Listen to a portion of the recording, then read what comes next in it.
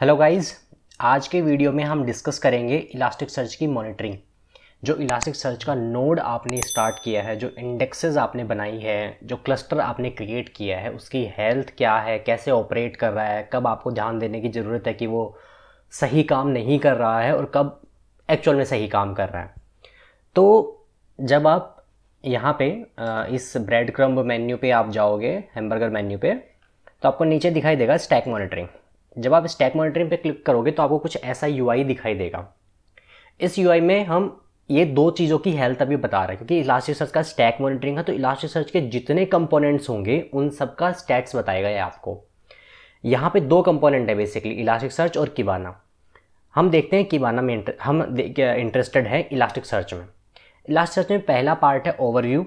ये हमें बता रहा है कि उसका वर्जन क्या है और अप टाइम क्या है। वर्जन का मतलब है कि इलास्टिक सर्च का कौन सा वर्जन हमने डाउनलोड करके इंस्टॉल किया है, तो 7.8.0। अप टाइम मतलब जब ये इलास्टिक सर्च का क्लस्टर स्टार्ट हुआ था इसको कितना टाइम हो गया। नोड्स में बताता है कि मेरे पास जितने नोड्स है, तो अभी बता रहा है कि मेरे पास एक नोड है, उस नोड पे 256 GB हार्ड डिस्क अवेलेबल है, उसमें से 53.6 GB खाली है, बाकी सब फिल हो चुकी है। JVM हीप बाई डिफ़ॉल्ट ये 1 GB एलोकेट करता है हीप को, उसमें से मेरा एप्लीकेशन जो है अभी 503 MB यूज़ कर रहा है, मतलब 49%। टोटल मेरे पास इस क्लस्टर के ऊपर 21 इंडेक्सेस हैं, जिसके अंदर टोटल डॉक्यूमेंट 80,256 है। डिस्क यूजेस 48.4 MB है, जो डिस्क टोटल डिस्क में यूज़ कर रहा हूँ सारी इंडेक्सेस में। प्राइमरी शार्ड्स 21 है और रिप्लिका शार्ड्स अभी 0 है। रिप्लिका शार्ड्स क्यों 0 है? क्योंकि मेरे पास एक ही नोड है, अगर मैंने रिप्लिका बनाई भी तो भी वो अलोकेट नहीं होगी। तो अब हम ये चीज़ आपको समझ में आ गई होगी। अब हम एक एक करके इनका ओवरव्यू देखते हैं कि ओवरव्यू में क्या है, नोड्स में क्या है और इंडिसेस में क्या है। पहले देखते हैं ओवरव्यू। ओवरव्यू में ये टोटल क्लस्टर की आपको हेल्थ बताता है। तो मेरा क्लस्टर अभी येलो है।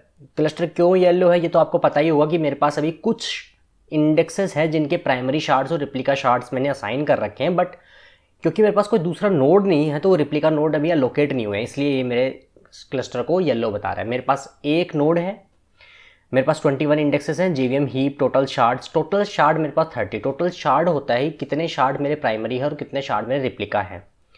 तो 21 मेरे शार्ड प्राइमरी है, 9 शार्ड मेरे रिप्लिका है। रिप्लिका एक भी असाइन नहीं हो पाई है क्योंकि मेरे पास कोई दूसरा नोड अवेलेबल नहीं है, इसलिए 9 है।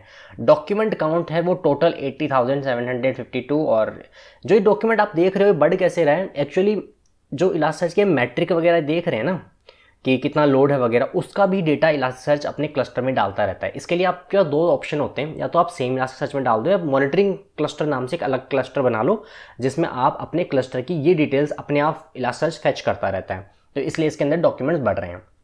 डेटा टोटल इसके अंदर 48.9 MB है। अब देखते हैं search rate, search latency, indexing rate, indexing latency, ये क्या है।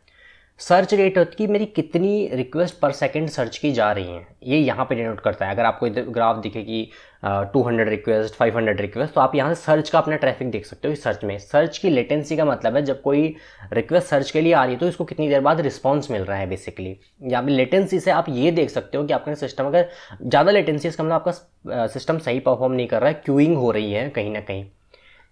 सेम ही चीज़ इंडेक्सिंग रेट की है। इंडेक्सिंग रेट में ये दिखा रहा है कि किस तरीके से डॉक्यूमेंट इंडेक्स हो रहे हैं। तो मेरे भी बहुत कम डॉक्यूमेंट होंगे, लगभग अगर आप देखोगे तो 10.5 पर सेकेंड मेरे डॉक्यूमेंट इंडेक्स हो रहे हैं। वो भी डॉक्यूमेंट कौन से हैं, जो मैट्रिक वगैरह जो फैच हो रही है मेरे इलास्टिक सर्च क्लस्टर से, वो डॉक्यूमेंट फैच हो। उन मैट्रिक के डॉक्यूमेंट में कुछ है नहीं कि किस टाइम पे कितना लोड है, कितनी मेमोरी यूज़ है, ये सब चीज़ें इलास्टिक सर्च खुद डाल रहा है। लेटेंसी भी वही है कि एक बार डॉक्यूमेंट सबमिट करने के बाद कितनी लेटेंसी है। तो ये चीज़ तो हमारी हो गई ओवरव्यू में कवर। अब हम चलते हैं नोड्स पे। बाय डिफ़ॉल्ट आप नोड देखोगे तो मेरे पास एक नोड है, वही नोड मास्टर है, जिसके ऊपर ये स्टार लग जाता है, उसका मतलब मास्टर नोड है। ऑनलाइन है मतलब कि बंद नहीं है। 21 शार्ड है उसमें। CPU यूजेज 1% डाउन गया है, मतलब लास्ट टाइम इसने चेक किया था उसके बाद 1% डाउन हो गया है मेरा CPU यूजेज। लोड एवरेज 2.88 से नीचे है। 49% ही ज़्यादा स्पेस लेने लग गई है और डिस्क फ्री स्पेस 59.6 GB है। अगर पहले वाली मैट्रिक से ये ऊपर बढ़ता है तो ऊपर का निशान आ जाता है, नीचे जाता है जो लास्ट चेक किया था उससे अगर कम होता है तो नीचे का निशान आ जाता है, राइट। तो ये कम हुआ है, अभी CPU यूजेज मेरा ओनली 1% ही है। लोड एवरेज है वो नीचे जा रहा है पुराने से, तो ये 2.41 है। तो साइन ये बता रहे हैं कि लास्ट टाइम जब चेक किया तो उसके बाद ऊपर जा रहा है या नीचे जा रहा है। ये हमारी हो गई पर नोड की डिटेल। पर नोड की डिटेल में JVM की हीप का ग्राफ है कि हीप कैसे खाली हो रहा है या भर रहा है। जैसे जितने भी जावा के एप्लीकेशन होते हैं वो JVM में चलते हैं, JVM को हम हीप एलोकेट करते हैं, वहाँ पे गार्बेज कलेक्शन चलते हैं। गार्बेज कलेक्शन जब चलता है तो हीप थोड़ा खाली होता है, जब ऑब्जेक्ट बन रहे होते हैं तो भर रहा होता है। तो इसमें आप गार्बेज कलेक्शन की परफॉर्मेंस देख सकते हो। इंडेक्सिंग के लिए मेमोरी जो अवेलेबल होती है, जहाँ पे आपका डेटा जाके स्टोर होता है, उस मेमोरी को यूज़ करके ये इंडेक्सिंग करता है। IO ऑपरेशन की रेट क्या है, CPU यूटिलाइजेशन मेरा इस टाइम पे कितना है, लाइक बहुत कम है। सिस्टम लोड कितना है मेरा, जो लोड एवरेज आपको दिखाई देता है लाइनक्स में टॉप कमांड से, उसका लाइन है। लेटेंसी क्या है, सेगमेंट काउंट कितने इंडेक्स में। तो एक इंडेक्स को जो हम शार्ड में डिवाइड करते हैं ना, तो इंटरनली शार्ड को भी कई पार्ट्स में डिवाइड करके रखता है इलास्टिक, उनको सेगमेंट बोलते हैं हम। अब आप देखो, ये है मेरी जो इंडेक्सेस इस टाइम पे इस पे एलोकेट है, राइट। तो ये इंडेक्सेस में अब इनके लिए ये दिखाता है कि इनके कलर्स का मतलब क्या है। प्राइमरी का मतलब है कि ये प्राइमरी शार्ड्स हैं। अगर यहाँ पे कोई रिप्लिका होती तो इस कलर में आती। अभी इनका एक एक ही शार्ड बना हुआ है, इसलिए 0 है, इसलिए आपको कहीं पे 1 नहीं दिखाई दे रहा है। दूसरे कलर में आएगा तो ये आपको वो दिखाई देगा, दूसरे कलर में दिखाई देगा जब आपको ये कहीं इनका स्टेटस चेंज होगा। तो अभी स्टेटस चेंज करने के लिए हम क्या करते हैं, हम एक दूसरा नोड और स्टार्ट करते हैं ताकि हमारी रेप्लिका भी असाइन हो जाए। तो चलिए मैं एक सेकंड नोड स्टार्ट करता हूँ। तो मैंने सेकंड नोड स्टार्ट कर लिया है। मेरे क्लस्टर की हेल्थ अभी येलो ही है क्योंकि रेप्लिकाज अभी असाइन हो रही है। अगर आप देखोगे तो यहाँ पे, चलिए अब नोड्स में ही चलते हैं। नोड्स में अब मेरे पास 2 नोड हो गए। नोड का दोनों का नाम सेम है क्योंकि मैंने एक ही मशीन पे स्टार्ट किया, तो पोर्ट अलग अलग है। चलिए इसी का देखते हैं कि इस पर कौन कौन से इंडेक्सेस हैं। तो देखिए ये इंडेक्सेस दिखा रहा है, जो ये सब है ये प्राइमरी है। यहाँ पे ये रिप्लिका है, जो अनअसाइंड रिप्लिका, जो अभी तक असाइन नहीं हुई है। जैसे जैसे असाइन होती जाएंगी इनके कलर चेंज होते जाएंगे। उसी तरीके से अब हम नोड दूसरे नोड पे देखते हैं, जो हमारा ये नोड था। ये देखिए ये नोड पे अभी सारी प्राइमरी है, प्राइमरी शार्ड्स है, रिप्लिकाज भी असाइन हो रही हैं। से प्राइमरी और रिप्लिका में बहुत कलर का बहुत थोड़ा सा डिफरेंस है, तो आपको शायद ये ढंग से ना दिखाई दे। तो इसको एक जगह और देखने के लिए आप ये कर सकते हो, जो हमने यहाँ पे देखा था, यहाँ पे 3 तरीके के मेन्यू आ रहे थे ना, ओवरव्यू था, नोड्स था और इंडेक्सेस था। अब इंडेक्सेस देखो कि कौन कौन सी मेरी ग्रीन हो गई है और कौन कौन सी येलो है। अब ये जो सारी इंडेक्सेस हैं जिनमें येलो है, इसका मतलब इनकी रिप्लिकाज असाइन हो रही हैं। तो धीरे धीरे देखो, अभी अनअसाइंड शार्ड आपको लास्ट टाइम का याद हो तो 9 है, अभी 5 बचे हैं। धीरे धीरे अनअसाइंड शार्ड्स कम होते जाएंगे और जब ये अनअसाइंड शार्ड्स पूरे खत्म हो जाएंगे तो मेरे क्लस्टर का स्टेटस ग्रीन हो जाएगा। तो चलिए ग्रीन होने का वेट करते हैं। अभी हमारी मॉनिटरिंग ये भी हो गई। अभी हमारे पास 3 अनअसाइंड शार्ड्स बचे हैं, जैसे ये APM agent configuration, APM custom link और किबाना इवेंट लॉग। ये 3 हैं जो अभी भी असाइन हो रहे हैं। कौन से नोड पे कौन कौन से इंडेक्सेस के प्राइमरी है या फिर रिप्लिका है वो आप यहाँ से देख सकते हो। देखिए अभी ये अनअसाइंड रिप्लिका है, ये भी असाइन हो रही है।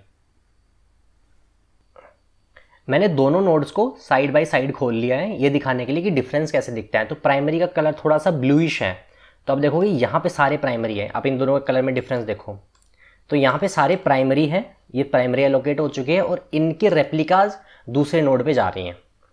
अभी शायद हमारे सारे अनअसाइंड शार्ड्स खत्म हो गए होंगे, तो चलिए हम जाके देखते हैं हमारे इंडेक्सेस में।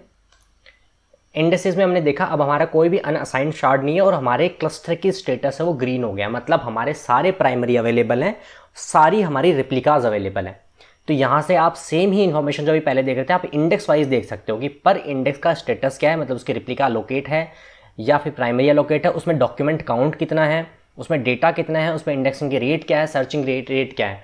तो कभी कभी क्या होता है, जैसे आप क्लस्टर देख रहे हो और आपको लगा कि क्लस्टर पे लोड है या क्लस्टर ढंग से परफॉर्म नहीं कर रहा, तो आप पर्टिकुलरली कौन सी इंडेक्स में ज़्यादा एक्टिविटीज़ हो रही है जिसकी वजह से ये इफेक्ट आ रहा है, वो आप चेक कर सकते हो यहाँ से। ये बाय डिफॉल्ट नेम पे सॉर्टिंग है, बट आप सर्च रेट वगैरह पे सॉर्टिंग करवा सकते हो, इंडेक्स रेट पे सॉर्टिंग करवा सकते हो कि सबसे ज़्यादा इंडेक्स रेट किसकी है। तो मॉनिटरिंग ES वाली इंडेक्स की मेरी सबसे ज़्यादा रेट है, 5.78 डॉक्यूमेंट्स पर सेकेंड इंडेक्स हो रहे हैं। तो इस तरीके से आप पर इंडेक्स की और इन्फॉर्मेशन देख सकते हो। अगर इंडेक्स पे क्लिक करोगे तो इंडेक्स के लिए सारी इन्फॉर्मेशन वैसी है कि इंडेक्सिंग में कितनी मेमोरी यूज़ कर रहा है, डिस्क पे कितना स्पेस है, सर्चिंग की रेट क्या है, इंडेक्सिंग की रेट क्या है, सेगमेंट का काउंट क्या है, डॉक्यूमेंट का काउंट क्या है, इस तरीके से। और ये कौन कौन से नोड्स पे हैं। ये इंडेक्स इस टाइम पे देखो प्राइमरी इसका मेरे मास्टर नोड जो 900 पे चल रहा है उस पे है, और दूसरे पे अगर मेरे दो नोड होते दोनों का अलग अलग नाम दिखाता कि प्राइमरी इस पे है और रिप्लिका इस तरीके से। तो आप ऐसे देख सकते हो कि क्लस्टर में कौन सी इंडेक्स कहाँ अलोकेट है, कितने शार्ड्स हैं, कितनी रेप्लिकाज हैं, इस तरीके से। तो गाइज इस तरीके से आप इलास्टिकसेर्च का क्लस्टर हो चाहे स्टैंडर्ड अलोन क्लस्टर हो जिसमें कि एक ही नोड हो, आप उन सब की मॉनिटरिंग ऐसे कर सकते हो। आपको ये सारी इन्फॉर्मेशन उनके नोड्स के बारे में, उनके इंडेक्सेस के बारे में, इंडेक्सेस की परफॉर्मेंस के बारे में, ये सब चीज़ें यहाँ से पता लग जाएगी। तो यहीं पे हम एंड करते हैं अपने इलास्टिकसेर्च का मॉनिटरिंग का। Thank you guys, thanks for watching.